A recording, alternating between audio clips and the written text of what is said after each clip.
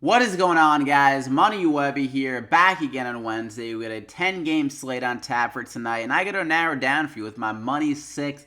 Six of my favorite players on the board, two pitchers, three hitters, and a value batter to throw into your lineups. So go ahead and drop a like in the video before we get going. If you're ready to win some money here tonight, to get these videos coming your way every single day. So let's try to get over 100 likes on this one. Thank you if we can hit that, and let's just hop into it. First up, gonna go with Noah Syndergaard here at 10,200.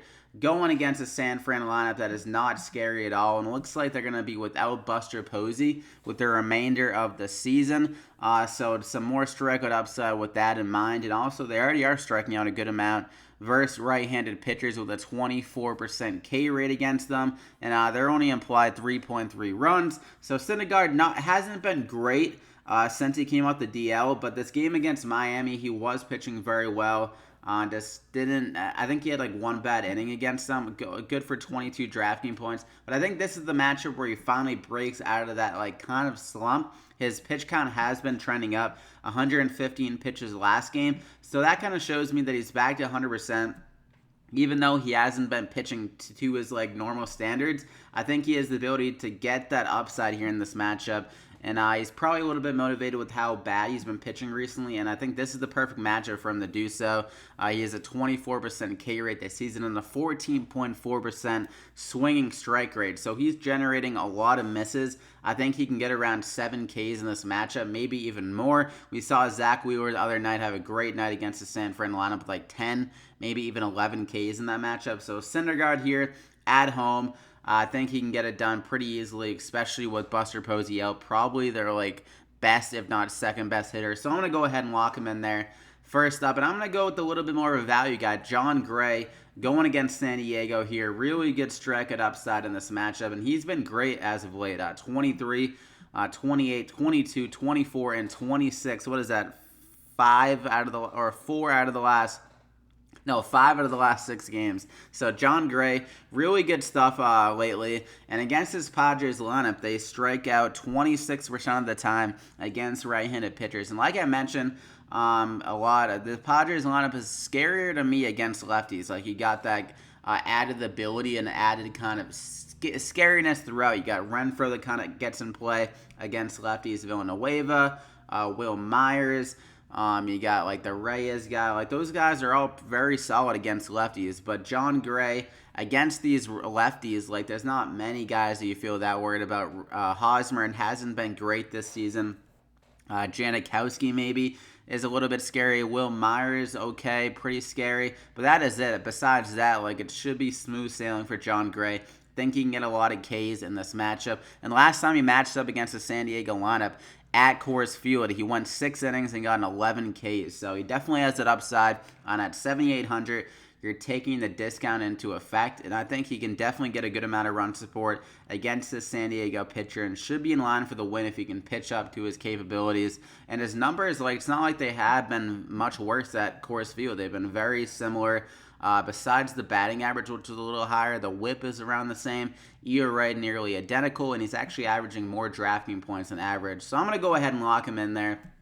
I think he can reach over 20 DraftKings points at a nice price tag. So that leaves you with 4,000 remaining per player. And those are two of the pitchers I think that honestly could have the top pitching performances of the slate. You still got a good amount of money remaining for your hitters. So first up, I'm going to go with Corey Dickerson. I'm going to be a little bit more off the board, I think, with these plays. More guys I think that will be lower owned rather than gravitating to the highly owned guys that may be in Coors Field and that Colorado lineup and some other plays. But Corey Dickerson at 4,000, maybe he generates some good ownership because he is going against Terrion or whatever, Julio Terrion for the Braves, who is really bad against lefties. But Dickerson hasn't been too great recently, but he has been getting some hits. Just the power hasn't been there with those hits. But I think in this matchup against Terrion, I think he can get some more power. He's already 3 for 5 with a double and a triple against them, and he has a 201 ISO on the season against righties. So it's not like he doesn't have that ability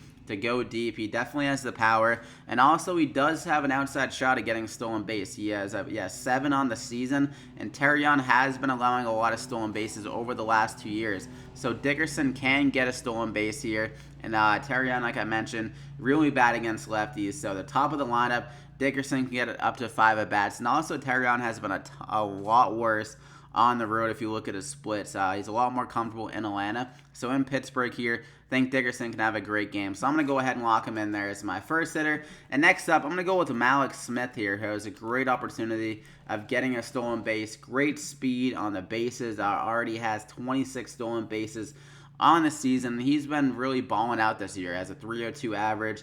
Has he played the full season? I'm not sure. I feel like I haven't seen him play every game. I think he was hurt for a little bit, but he has great ability here.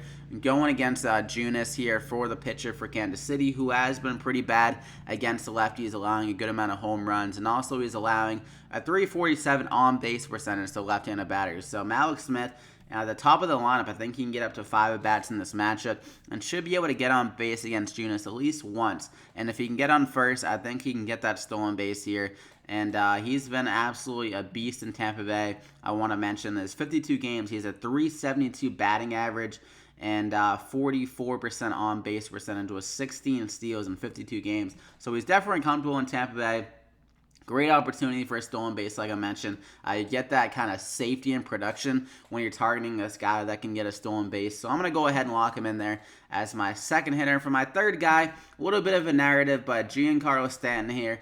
Back in Miami again tonight, has a great shot of hitting a home run. He's looking for his career number 300 home run. He's sitting at 299, and there's no better opportunity to do so back in your home park in Miami, where we saw him be an absolute tank last year. So going against Trevor Richards, he's a rookie this season, so he's probably going to have some nerves going against a guy that's like the face of the Marlins, and this start against Stanton. So, and Richards has had a reverse splits. He's been worse against right-handed batters this year, allowing a 381 WOBA to them and a 48% hard hit rate against righties. We saw Acuna go deep against him last game, and Stan definitely has the power. He's been hitting very well recently, like a home run almost every other night, it seems like recently.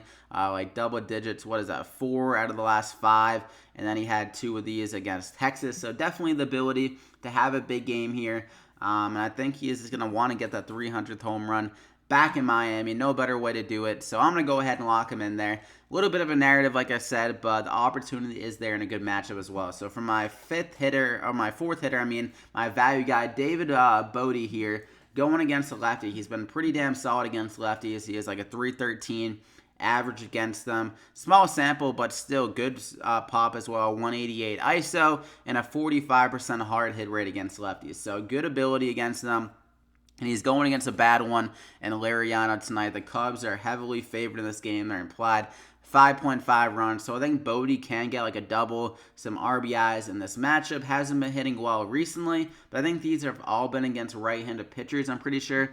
And against the lefty here, think he can definitely do it and get some solid production against a bad pitcher like Liriano. So a good value to save some money. So I'm going to go ahead and lock him in there as my final guy of the Money 6. So you got 3,700 remaining per player with great upside of the pitcher with Syndergaard and John Gray. Bodie can return a ton of value. Dickerson has the speed and power ability. Malik Smith, definitely a ton of speed opportunity. And Stan can definitely go deep against Trevor Richards. So that is it.